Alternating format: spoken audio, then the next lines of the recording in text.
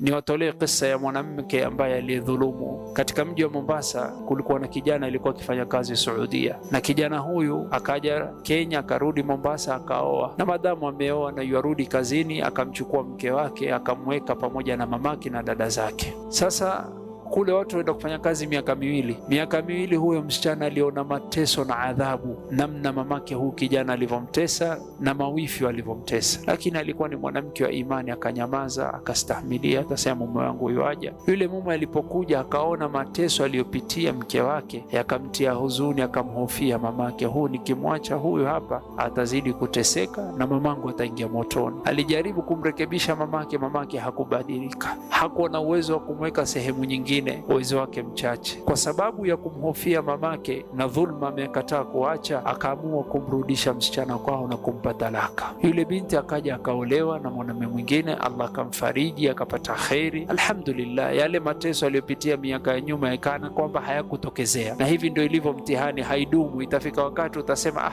yalipita yale, alhamdulillah. Huyu mama akawa yuko katika hali ya sakaratul maut, mji wa Mombasa, na yuateseka katika sakaratul maut. Na mwajua mauti huja na haq, wajaat sakratul mauti bilhaq, huja na ukweli. Yale mambo ambayo ulikuwa ukiyathamini wanaona haina tena thamani, wathamini pesa, cheo, mauti imekuja itakufa nini? Ma aghna anni mali, halaka anni sultania. Mauti huja na haki, inakuonesha mambo vile alivyo. Na huyu mama akakumbuka makosa aliyofanya akiwa katika sakaratul maut, akasema nitieni yule msichana. Miaka na msichana ashaolewa, ana watoto, familia yake. Akifika yule mama yuko katika sakaratul maut, amwangalia, mshika, ambia nisamehe, nilikudhulumu, nisamehe, nilikudhulumu. Yule msichana akatoka na machozi, akamwambia mama, bado mamangu, nishakusamehe, nenda mbele ya Allah na hasita kushika mbele ya Allah, nakusamehe. Yule mama ndo akapumua, roho ikatoka. Ni wangapi ambao wana fursa ya kuomba msamaha kwa wale waliowakosea? Kwa nini mwafikiri kiyama ni ndefu 50,000 sana? Kwa sababu hapo tutashikana.